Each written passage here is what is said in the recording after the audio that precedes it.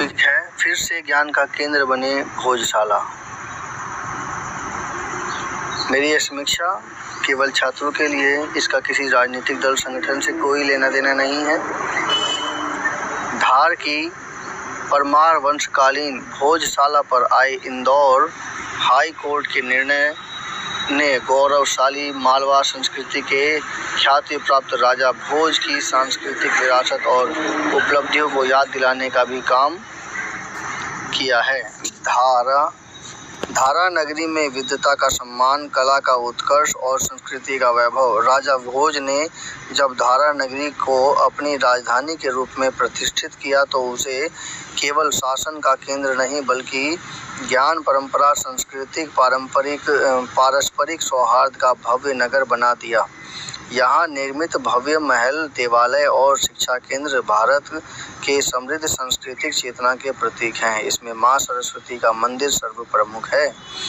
सरस्वती मंदिर के निकट एक विजय स्तंभ स्थापित कराया गया था। भोपाल के दक्षिण पूर्व में राजा भोज ने 250 वर्ग मील लंबी भोज सरोवर नामक झील का निर्माण करवाया था। चित्तौड़ में त्रिभुवन नारायण मंदिर बनवाया। मेवाड़ के नागौद क्षेत्र में भूदान किया। 1034 में सरस्वती मंदिर परिसर में उन्होंने एक संस्कृत विद्यापीठ की स्थापना कराई, जिसे आज भोजशाला के नाम से जाना जाता है। यह संस्थान नालंदा और तक्षशिला विश्वविद्यालयों की समृद्ध परंपरा के समकक्ष था और लगभग 271 वर्षों तक यह संस्थान विश्व स्तरीय शिक्षा केंद्र के रूप में बहुप्रतिष्ठित बना रहा। यह उल्लेखनीय है कि मध्य प्रदेश सरकार ने भोजशाला परिसर को सरस्वती लोक और एक भव्य शोध संस्थान के रूप में विकसित करने का फैसला किया है। इस परियोजना के तहत भोजशाला परिसर में राजा भोज शोध संस्थान स्थापित किए जाएंगे, जो राजा भोज के ज्ञान परंपरा को पुनर्जीवित करने का कार्य करेगा। उचित यह होगा कि भोजशाला में अंतर्राष्ट्रीय महत्व का ऐसा शैक्षिक संस्थान बने जो प्राच्य विद्या के प्रमुख केंद्र के रूप में उभरे। ऐसा इसलिए किया जाना चाहिए क्योंकि सम्राट भोज केवल प्रतापी राजा नहीं बल्कि विद्या, कला और साहित्य और स्थापत्य के महान संरक्षक थे। उनकी राजसभा में विभिन्न कलाओं में निष्णात 500 विद्वानों का आश्रय प्राप्त था। बाप रे बाप, तभी तो इतने मशहूर हुए हैं। जिस देश में राजा जितना अच्छा रहेगा, प्रजा उतनी अच्छी रहेगी। और राजा ने 500 विद्वानों का आश्रय लिया हुआ था। अब सोचिए, यहाँ पर कल मैं एक वीडियो देख रहा था जिसमें शायद विवेक सर थे, वो रो रहे थे। तो तुरंत पत्रकार बोली कि जिस देश में जो देश साधुओं का हो उसमें एक विद्वान का रोना, क्या ये सही है? वही बात मुझे लग गई कि जिस देश में साधु मतलब महात्मा गांधी का शासन के, उसमें जो विद्वान यानी कि एक टीचर का रोना कहाँ तक सही है? और वो टीचर की गलती थी नहीं, उसने मतलब पुलिस वालों ने उसके सील कर दिया था उसका इंस्टीट्यूट ही, और यहाँ तक कि वो अपने इंस्टीट्यूट से एक पेन तक नहीं निकाल पा रहा था। तो ऐसी स्थिति में एकदम अचानक ही इस प्रकार से एक्टिविटी दिखा देना, क्या ये पुलिस वालों के लिए ठीक था? तो इसी बात पर ये बात हुई थी।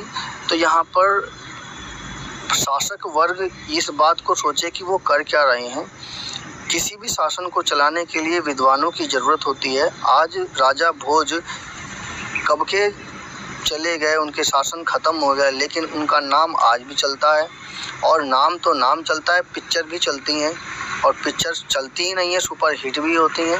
और पिक्चर ही नहीं, उनके गाने भी चलते हैं और गाने भी सुपर हिट होते हैं। तो राजा भोज की बात ही कुछ और है, और वो भारत के श्रेष्ठ राजाओं में आते हैं। और किसी भी राजा के श्रेष्ठ होने का कारण उनमें विद्वान होने का एक मतलब शासक वर्ग में एक विद्वानता होना एक मुख्य कारण होता है। अब आप ये देख लीजिए ना, 15 साल से हमारे मोदी साहब जी शासन कर रहे हैं, और 15 साल पहले से जो शासन चल रहे थे, दोनों में कितना डिफरेंस है। मैं एक सामान्य नागरिक के तौर पर आप सभी देख सकते हैं कि पहले जो विकास हुआ है और अब के विकास में कितना अंतर है। उस विकास के पीछे का कारण एक विद्वान लोगों का एक टीम वर्क भी है, और ये विद्वान लोग ही डिसीजन लेते हैं कि किस प्रकार से डिसीजन लिया जाए कि ज़्यादा से ज़्यादा कंपनियाँ आए, ज़्यादा से ज़्यादा व्यापार हो। ज़्यादा से ज़्यादा व्यापार होगा, ज़्यादा से ज़्यादा टैक्स आएगा, और टैक्स जितना आएगा उतना ही ज़्यादा शासन मजबूत रहेगा। कहने का मतलब ये है कि विद्वानों का सबसे महत्वपूर्ण रोल होता है, और हम तो ये कहते हैं कि जहाँ भोजशाला है वहीं से विद्वानों की एक बड़ी टीम तैयार हो, जो हर वर्ग की हो, हर एक वर्ग की हो, और हर क्षेत्र में स्पेशल तरह की तकनीकी वाली टीम हो जो कि उस क्षेत्र को स्पेशल विकसित कर सके। जैसे कि अगर मुझे नागालैंड या त्रिपुरा में अगर विकसित करना है तो उस जलवायु, उस क्लाइमेट में मैं किस प्रकार से रोड बनाऊं, किस प्रकार से वहाँ पर लोगों को रोजगारी देने के नए नए अवसर ढूंढूं, और इसके अलावा वहाँ पर किस प्रकार का प्रशासन हो। अभी मणिपुर में जो दंगा हुआ था, तो उस दंगे को देखते हुए हमारे प्रशासन में किस प्रकार से सुधार करना चाहिए। ये सब बहुत सी बातें होती हैं जो विद्वानों के थ्रू होती हैं।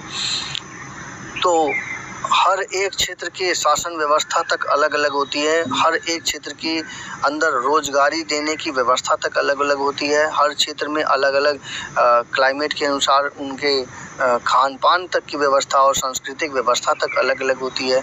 उन सभी को किस प्रकार से मैनेज करना है, किस प्रकार से उन्हें डेवलप करना है कि जैसे वो एक पूरी तरह से विकसित क्षेत्र हो जाए। कुछ एक कोस्टल रीजन से जुड़े होते हैं, कुछ कोस्टल रीजन से अलग होते हैं। तो ये सब चीज़ें विद्वानों के हाथ में होती हैं।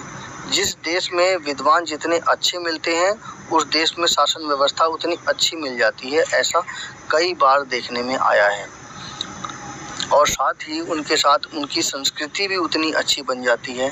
अब मुस्लिम शासन कहते हैं बहुत अच्छा है, अब देखिए ना मुस्लिम शासनों ने क्या रिजल्ट दिया है, आपके सामने है। भोजशाला का क्या रिजल्ट है और राम मंदिर का क्या रिजल्ट है। दूसरे की संस्कृति को नाश कर दिया और अपनी संस्कृति को उन्होंने अपनी संस्कृति को प्रबल किया है। तो ये एक राजा दूसरे राजा के साथ करता है, लेकिन इस तरह से अति कर देने से क्या ये न्याय संगत है? एक राजा दूसरे राजा को तो दबाएगा, लेकिन एक राजा एक जनता को क्यों दबाएगा? जनता तो उस क्षेत्र में आती नहीं है। जनता तो सबकी होती है ना, चाहे एक राजा है दूसरा राजा है, लेकिन जनता तो वही की वही रहेगी। लेकिन शासक वर्ग अपने आप को सुपीरियर दिखाने के लिए किताबों के रास्तों से इस प्रकार से उन्होंने लिखवाया है कि हम श्रेष्ठ थे, उससे पहले के सारे बेकार थे। जबकि मैं समझता हूँ कि मुगल शासन से बढ़िया शासन शेरशाह सूरी ने किया, जो कि खुद भारतीय थे। बहुत से बच्चे जो हैं, अब जो छोटे बच्चे होते हैं ना, वो इतने ज़्यादा जागरूक होते हैं, वो कई क्वेश्चन ऐसे पूछ लेते हैं कि जो अच्छे विद्वान फेल हो जाएं। कि सर जी सारे शासक जो है अफ़गानिस्तान से ही क्यों अटैक करके आए इंडिया में? क्या हमारे पूरे भारत में कहीं कोई राजा नहीं थे क्या? केवल एकमात्र शेरशाह सूरी ही बिहार से निकल करके पूरे देश की तरफ शासन करने के लिए निकला। और हैरानी की बात कि शेरशाह सूरी के बनाए हुए नियम ही मुगलों ने अपनाए और वो 500 साल शासन कर गए। क्या वो शासन करने आए थे या लूट के द्वारा बनाए गए शासन के नियम बना करके चले गए थे? आज भी वो लूट के सिद्धांत कई बार देखने में आता है, जो कि कई क्षेत्रों में ऐसा देखने को मिल भी पाता है।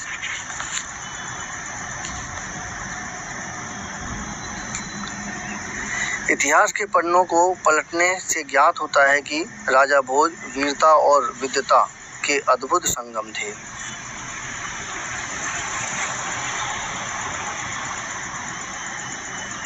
वीरता और विद्वता के अद्भुत संगम थे। ये ही सबसे महत्वपूर्ण है। एक अच्छे शासक वर्ग को वीरता भी होनी चाहिए उसमें, और विद्वता विद्वानता भी होनी चाहिए, क्योंकि रणनीति यही कहती है कि विद्वता और वीरता दोनों ही महत्वपूर्ण रोल अदा करती है। वे रणभूमि में पराक्रमी सम्राट ही नहीं थे, बल्कि भारतीय ज्ञान परंपरा, संस्कृति और विद्वता के महान संरक्षक थे। उनके शासनकाल को भारतीय इतिहास में स्वर्ण युग के रूप में याद किया जाता है।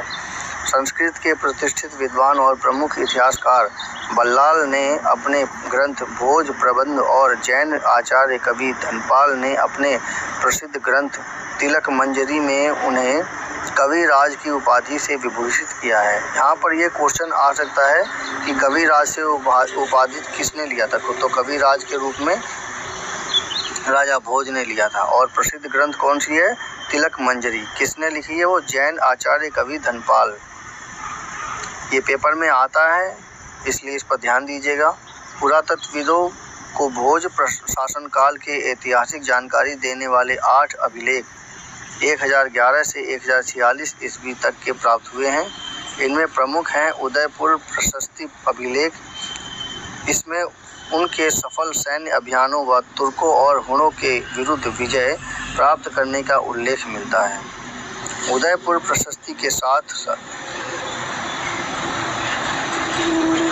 मेरुतुंग कृत प्रबंध चिंतामणि से पता चलता है कि राजा भोज ने अपने समकालीन अनेक शक्तिशाली राज्यों को पराजित कर उदयाचल से अस्ताचल तक शासन किया।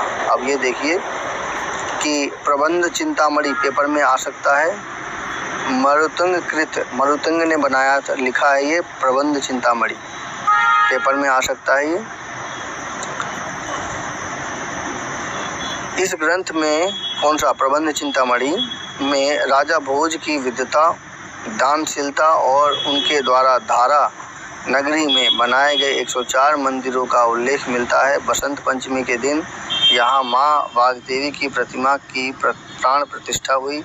वर्तमान में वाग्देवी की प्रतिमा लंदन के एक म्यूजियम में रखी हुई है। आशा है कि हाई कोर्ट के फैसले के बाद इस प्रतिमा को लंदन से वापस लाने का प्रयास किए जाएंगे और वे सफल भी होंगे। समकालीन इतिहासकारों और विद्वानों ने राजा भोज को केवल प्रजा वत्सल सम्राट ही नहीं, बल्कि श्रेष्ठतम साहित्यकार, कवि सम्राट और विद्यानुरागी नरेश के रूप में वर्णित किया था। 1055 में जब राजा का देहांत हुआ तो समकालीन विद्वानों ने लिखा, आज राजा भोज के स्वर्ग सिधार जाने से धारा नगरी निराधार हो गई है। ज्ञान की अधिष्ठात्री देवी माँ सरस्वती निराश्रित हो गई है और समस्त विद्वत जन आहत हो गए हैं। राजा भोज के निधन के साथ ही केवल एक शासन का आवाहन नहीं हुआ था, बल्कि ज्ञान, संस्कृति और विद्वता के उस युग का भी एक क्षय हुआ, जिससे धारा नगरी को भारतीय सभ्यता का आलोक स्तंभ बना दिया था। धारा नगरी का इतिहास बताता है कि किसी राष्ट्र की वास्तविक समृद्धि केवल भवनों, सेनाओं और अर्थव्यवस्था से नहीं मापी जाती, बल्कि इस बात से तय होती है कि वह ज्ञान परंपरा कितनी सम्मानित है, संस्कृति को कितना संरक्षण प्राप्त है और विद्वानों को कितना आदर दिया जाता है। जिस समाज में शिक्षा, संस्कार, विचार और नवाचार को सम्मान मिलता है, वही समाज स्थायी रूप से उन्नत और सभ्य बनता है। राजा भोज का युग हमें यह प्रेरणा देता है कि सत्ता का सर्वोच्च स्वरूप वही है जो शस्त्र के साथ साथ शास्त्र का भी संरक्षक बने। अब यह आवश्यक हो जाता है कि धार की भोजशाला के पुराने सांस्कृतिक गौरव को बहाल किया जाए। तो देखिए यहाँ पर बताया गया है कि जिस समाज में शिक्षा, संस्कार और विचार और नवाचार को सम्मान मिलता है, वही समाज उन्नत माना जाता है।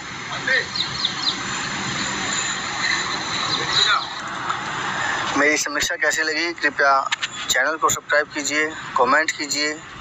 धन्यवाद।